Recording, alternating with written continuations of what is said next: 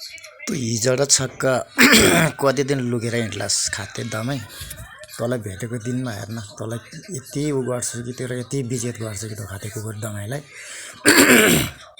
तँलाई जुत्ताको माला लगाएर चाहिँ यो जोरपाटी हेरेर घुमाउन सकेन भने त के छ होइन। तैँले त गर्नसम्म गरेको छ नि होइन। तैँले कति पैसा ठगेको छस्, कति छोरीचेलीको जिन्दगी बिगारेछस्, कतिको चाहिँ विदेशमा भएकोहरूको चाहिँ स्वास्नीको जिन्दगी बिगारेछस् होइन। त दमाईले त कहाँ छोड्छ। त खातेलाई त हेरिराखेन। तँलाई भेटेको दिनमा त तेरो च्यान हुन्छ एकैचोटि दमाई, बुझिस् नि खाते कुकुर।